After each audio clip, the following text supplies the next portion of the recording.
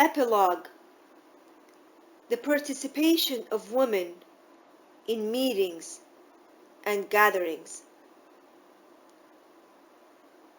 From what has been referred to in these lessons, it can be seen that, in the first place, Islam is concerned with and is attentive to the importance, extraordinary value, and necessity for the legitimacy of sexual relations between men and women, whether it be concerned in their touching each other, hearing each other, or living with each other. It is such that Islamic precepts would never allow the slightest detriment, in whatever form it may take, to be applied to it. But the world today overlooks this extraordinary human value and consciously chooses to ignore this point of view. The world today, in the name of freedom of women, and more directly, the freedom of sexual relations, has only served to corrupt the morale of the youth.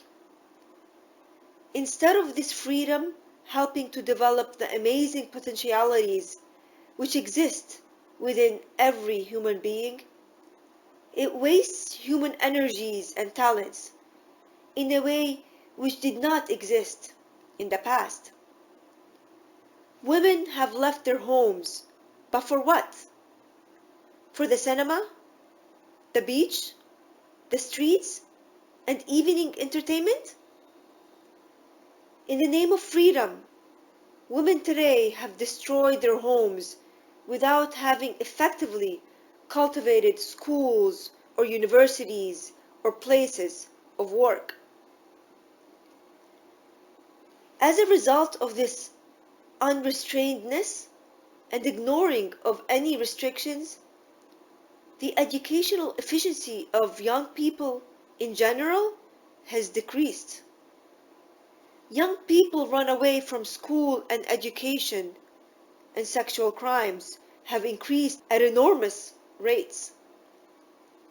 The cinema market is doing a brisk business, and the pockets of capitalists who deal in cosmetics are overflowing. The second point is that, in spite of the dangers which result from the breaking of the barriers of sexual modesty, the divinely bestowed religious precepts of purity have not been heeded by them, as they guide the Ummah towards moderation, far from any extremity, to the point that women are not drawn towards corruption. The Islamic precepts do not prevent her active participation in society. In some cases, it is even obligatory that she should participate, like in the Hajj rituals, which is equally obligatory upon men and women. No husband has the right to prevent it. As we know, it is not obligatory for women to participate in the jihad unless a city or an area of Muslims have been attacked and the jihad has a totally defensive nature. Then, just as the ethics of the religious jurisprudence state, the jihad becomes obligatory on women as well. Otherwise, it is not obligatory.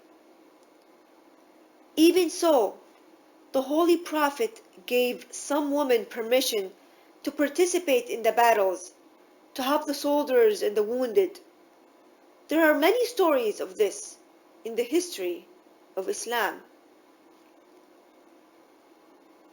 It is not obligatory upon women to participate in the congregational ritual prayers, but if they go, it becomes obligatory upon them to participate and not to leave.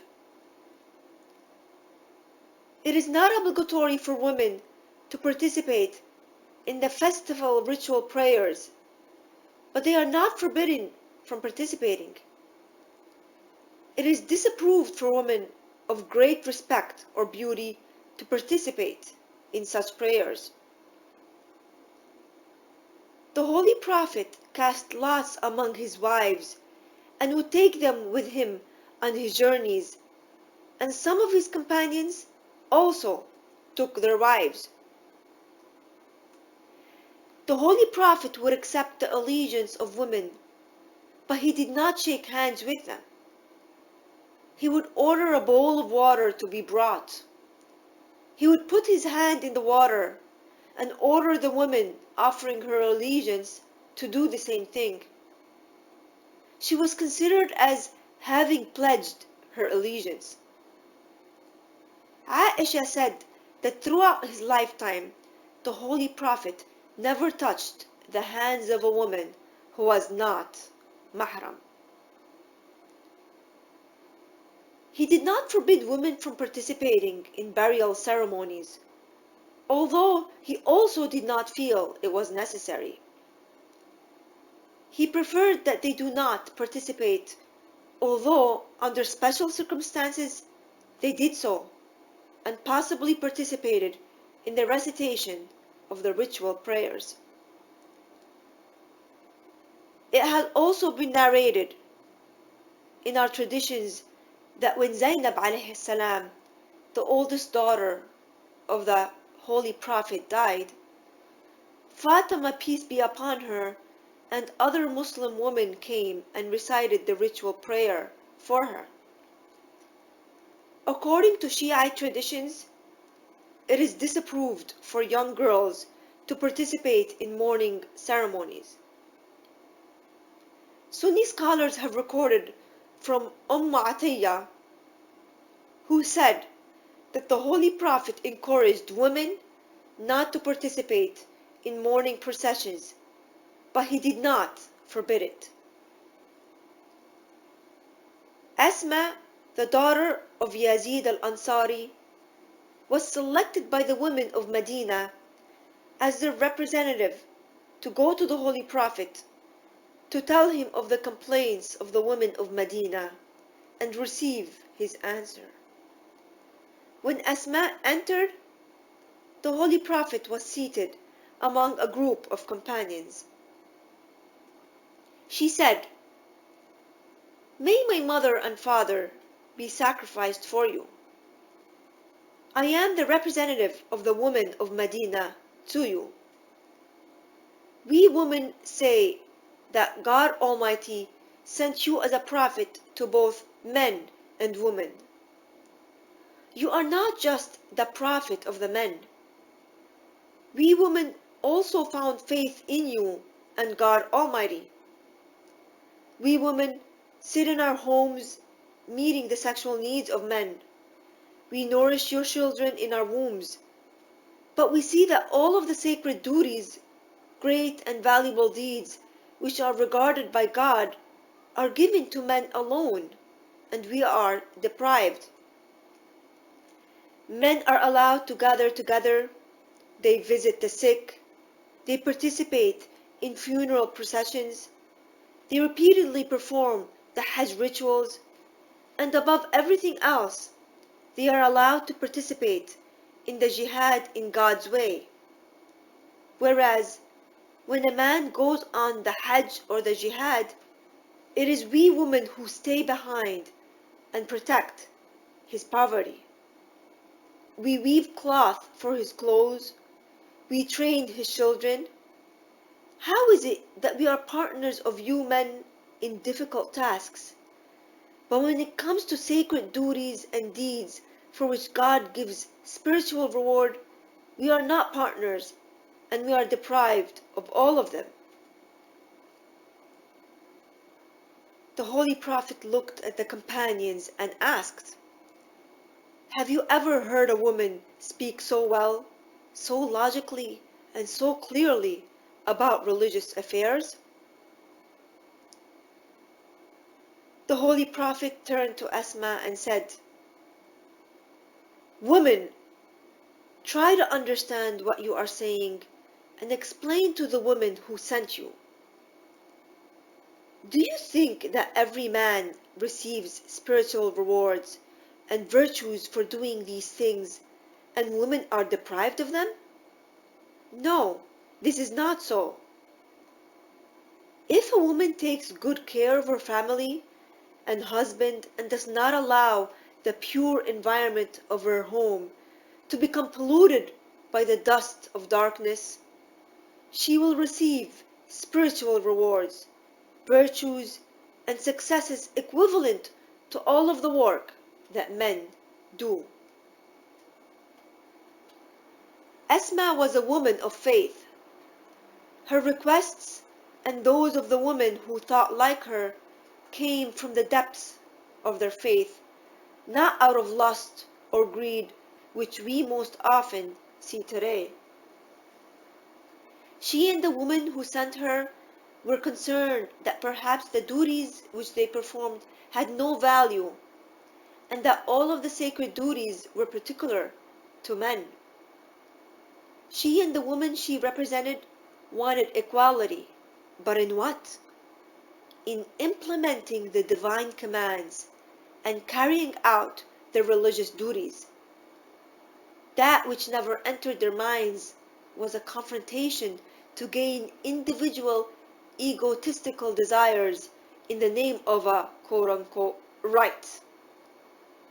Thus, when she heard the response of the Holy Prophet, her face lighted up with pleasure, and she returned in great happiness to her friends. As to the participation of women in these things, the traditions contradict one another. Some completely forbid it, but the author of Wasa'il, who was himself a reliable transmitter, noting the total collection of Islamic traditions, said, "It can be concluded from the totality of Islamic traditions that it is permissible for women to leave their homes, to participate in mourning ceremonies, or to see to the rights of the people, or to attend to a funeral procession, and to participate in these gatherings, just as Fatima, peace be upon her, and the wives of the pure Imams, peace be upon them, participated in these kinds of ceremonies." Thus, the totality of the traditions rule that which forbids it. The Holy Prophet allowed his wives to leave their homes to meet the needs they had and do what they had to do. It is recorded that the Holy Prophet ordered the door to the mosque for women be separate from the men's door, so that men and women would not be obliged to go and come through the same door. He forbid men from using that door. It is also recorded that the Holy Prophet commanded that after the night prayer, women be allowed to leave the mosque first, so that they would not have to mix together. In order that no contacts prevail, he said that women should walk down the side of the street, and men down the middle. It is because of this that religious jurisprudence issue edicts that it is disapproved for men and women to mix together. Ayatollah Sayyid Muhammad Kazim Tabatabai Yazdi wrote, "In truth, if a person were to look at Islam with an open mind, he or she would confirm that the way of Islam is the way of moderation. At the same time, that Islamic precepts have provided the greatest extent of precautions to protect the purity and sanctity of sexual relations, in no way do they prevent the human talents of women from blossoming. As a matter of fact, these precepts provide for both the spirit to remain healthy and for family relations to be more intimate and serious, as well as better preparing men and women for a healthy social environment far from any extremes.